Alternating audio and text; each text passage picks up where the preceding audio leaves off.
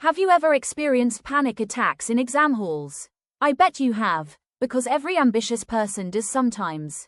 And since you clicked this video, that means you've definitely experienced that.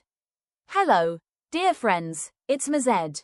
Today, I'm going to talk about how I succeeded in controlling my tensions, not just in the examination hall, but in everything in my life.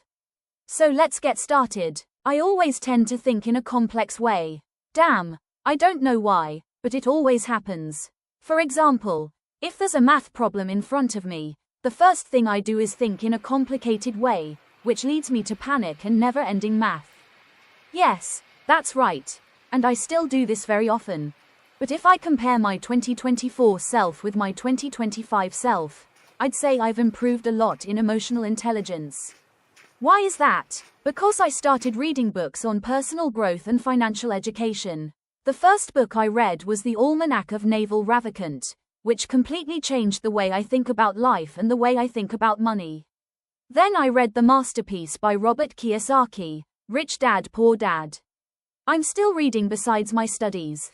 After reading NAVAL RAVIKANT's book, I tried and followed his life formula, which is already uploaded in a short on my channel. By following his formula, I've discovered my true self, who I am, what I desire, and what the point of happiness in life is. I used to have too much anger issues, which caused me to face headaches and tension during exams, which also caused me to have panic attacks. All these things were just stressful and never good for my body and mind.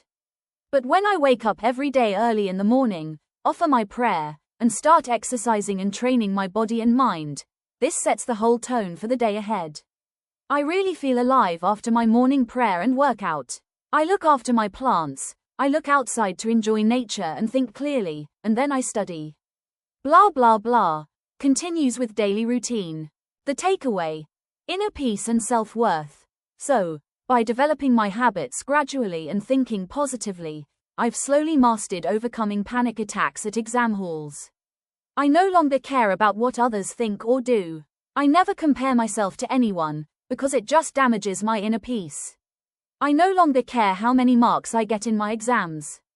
All I care about is my goals, and how much I've grown emotionally and physically prepared to face the world outside. In everything we do, talk, or think, we always need to remind ourselves, I'm not just good enough, but more than enough. I'm the best. I respect people who respect me. I do not respect or disrespect those who don't respect me. My emotions are neutral for them. I can achieve my goals. I have the desire to win and not lag behind. Life is simple. I have to think calmly in order to protect my mental health. I have to maintain boundaries with people who have negative vibes, because they can destroy my inner peace anytime. Let's not talk much more, but here's one last thing I'd like to share which I've learned from the book, Emotional Intelligence, by Daniel Goleman. Firstly, anger. With anger, blood flows to the hands, making it easier to grasp a weapon or strike at a foe.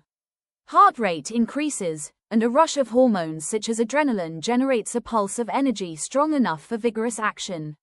Fear.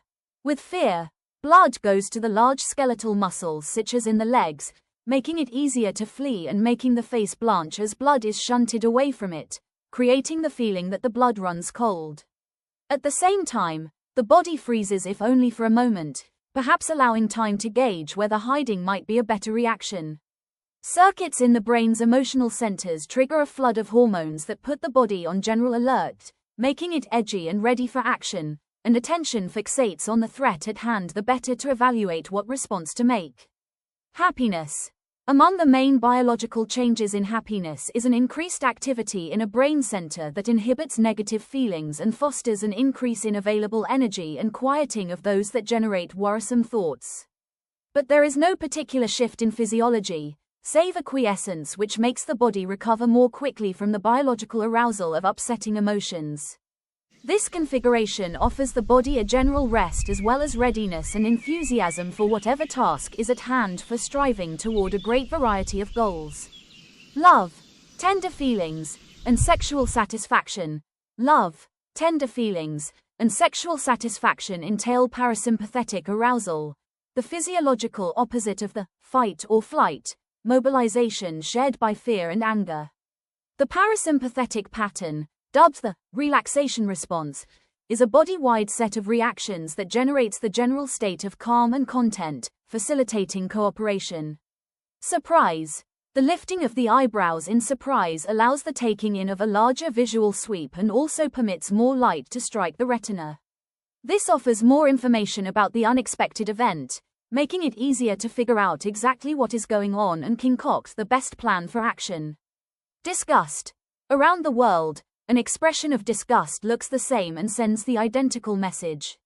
Something is offensive in taste or smell, or metaphorically so.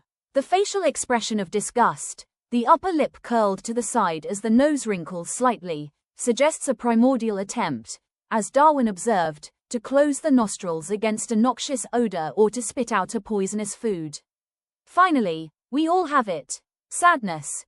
A main function for sadness is to help adjust to a significant loss, such as the death of someone close or a major disappointment. Sadness brings a drop in energy and enthusiasm for life's activities, particularly diversions and pleasures, and as it deepens and approaches depression, slows the body's metabolism. This introspective withdrawal creates the opportunity to mourn a loss, or frustrated hope grasps its consequences for one's life, and as energy returns, plan new beginnings. This loss of energy may well have kept saddened and vulnerable early humans close to home, where they were safer. I hope you all can understand how emotions work in our body and mind and how we act in response to it. I wish you all the best, not just for exams, but in everything you do in life with honest intention. Also, thank you all for supporting me, listening to me, and waiting for me. I sincerely apologize for not being able to upload the second part of the Think and Grow Rich summary. As we all know, content creating isn't about just copy-pasting, but to research, learn, and share our knowledge with others. So, it takes time to read the book, make a summary of it properly so that I don't miss any point, and then the editing and making the video. But I promise I'm going to upload the second part within this month. Thanks again for staying with me. Thank you for joining me on this deep dive into emotional intelligence. My biggest takeaway is that inner peace is non-negotiable. What was your biggest takeaway from this video? Let me know in the comments below. I read every single one. If you haven't yet, subscribe for more insights into building a truly successful life. Until next time, stay calm, stay focused, and keep growing.